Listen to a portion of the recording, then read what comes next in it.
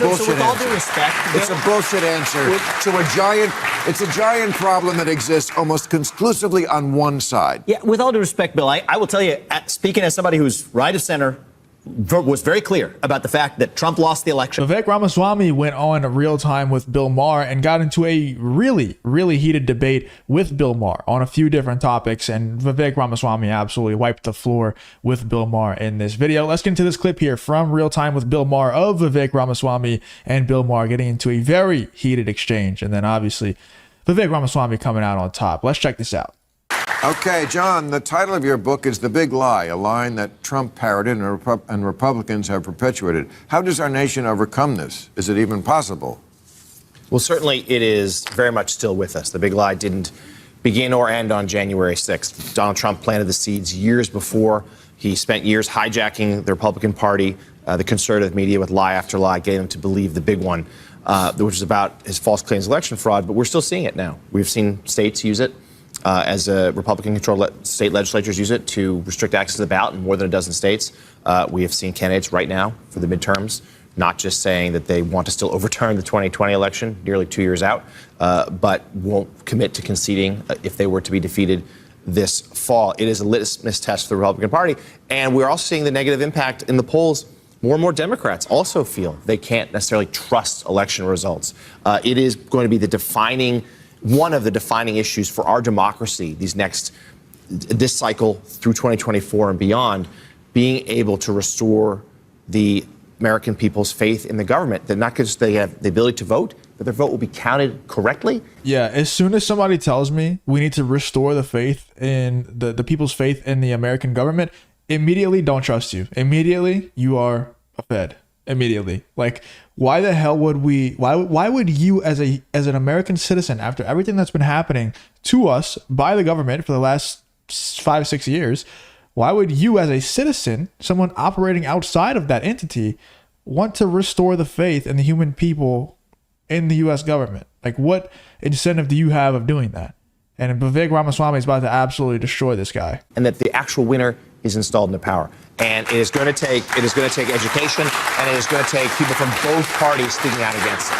And we're seeing very little of that, certainly from the Republican side right now.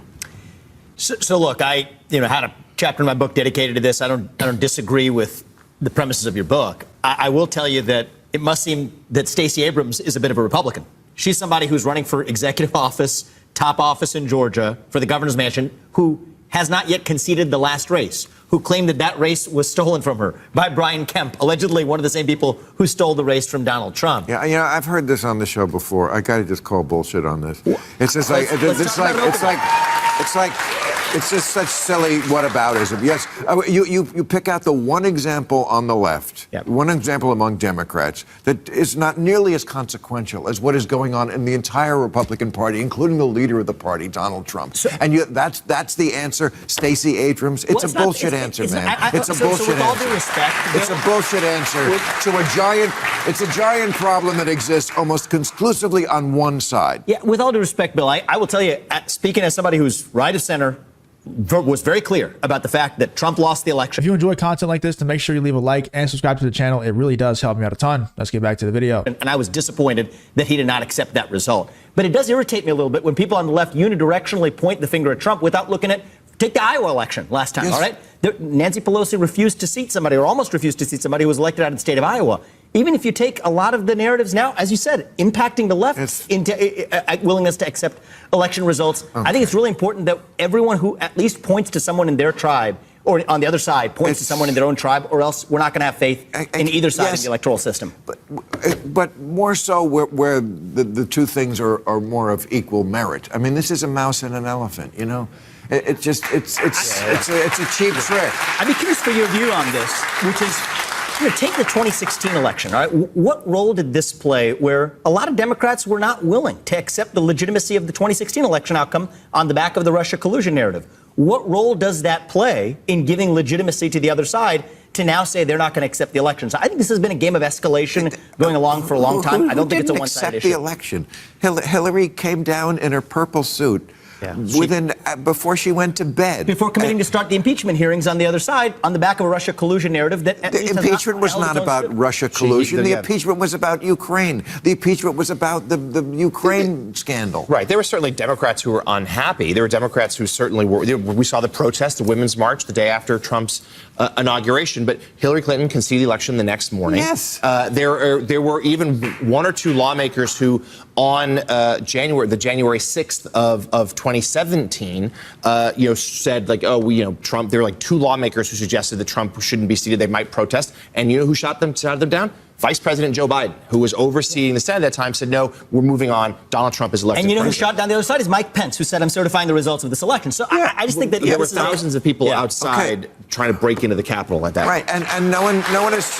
You know, it's so funny how when this guy, I don't even know who, Jonathan Lee Meyer, I don't know who the hell that is, but when he brought up the fact that Donald Trump and all Republicans are seeding this doubt in the election process. And then Vivek Ramaswamy is like, well, what about Stacey Abrams? Like she's just not a Republican, and she is also saying that her election was stolen. And then Bill Maher is like, oh, what aboutism? We're not playing those games. It's a mouse versus an elephant. And then when Vivek Ramaswamy is saying like, this Jonathan guy is doing the same exact thing whenever Vivek Ramaswamy brings up a point, and he's like, oh yeah, Vivek Ramaswamy is talking about how Donald Trump got elected, and then they tried to Hillary. Yes, she did concede defeat, but right after they started to try to impeach Trump on the Russia collusion stuff, the same thing that they said that he actually stole the election for. And then the guy's like, well, what about right after in 2020, whenever January 6th happened? It's like he's doing the exact same thing.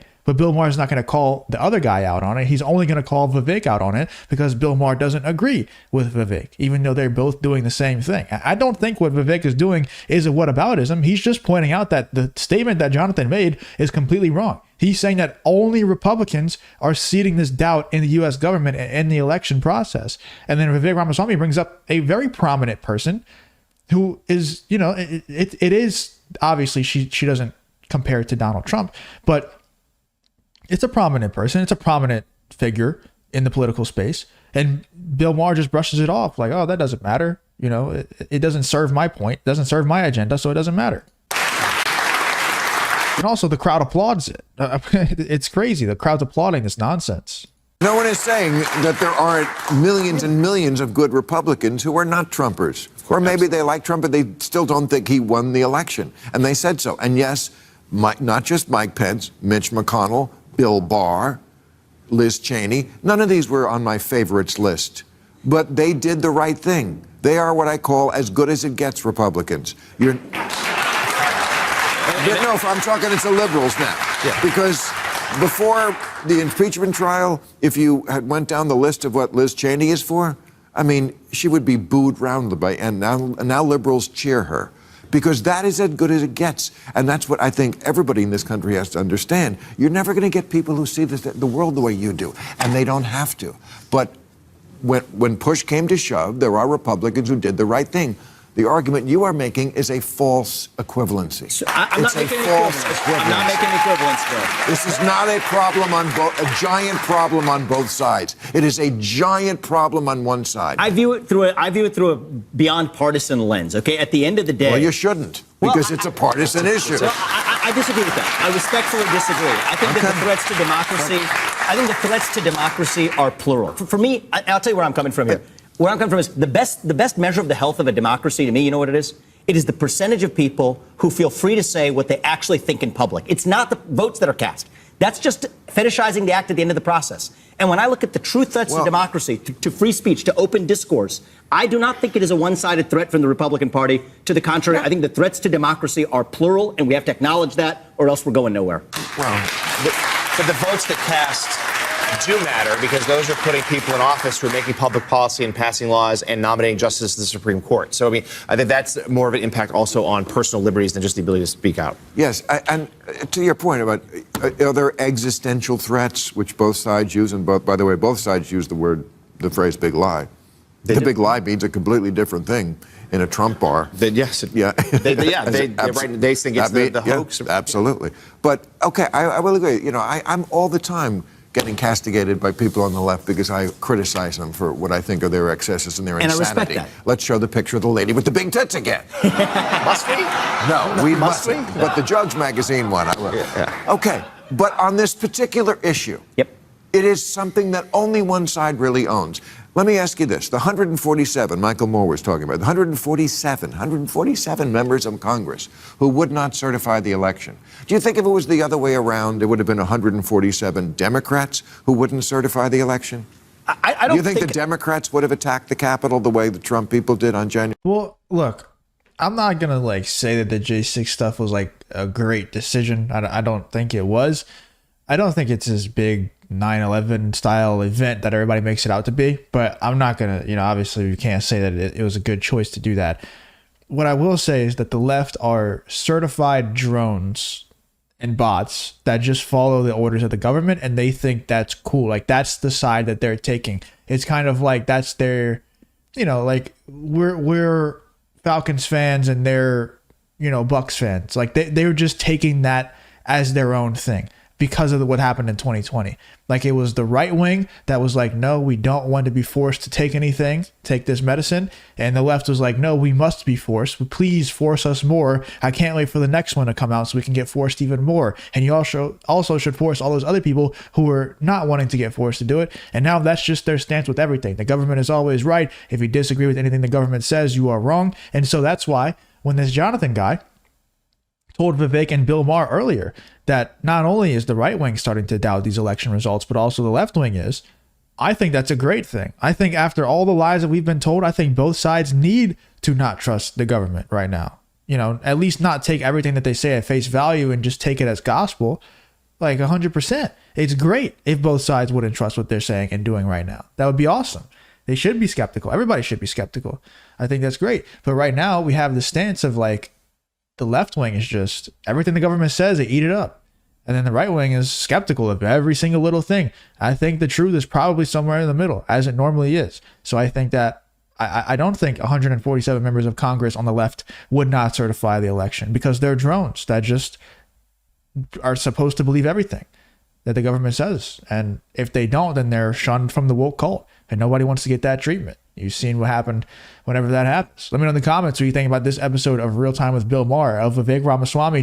I like how he just stays calm. And even though the crowd is applauding Bill Maher and applauding this Jonathan Meyer guy, he's just staying calm. He's just like surgically like going through the talking points, going through the points that Bill Maher is making. And I think he absolutely destroyed Bill Maher on this one. Let me know in the comments what you think about Vivek Ramaswamy's appearance here on Real Time with Bill Maher, where he shuts down not just Bill Maher, but also the woke idiots in the audience. Let me know in the comments what you think about this episode of Real Time with Bill Maher.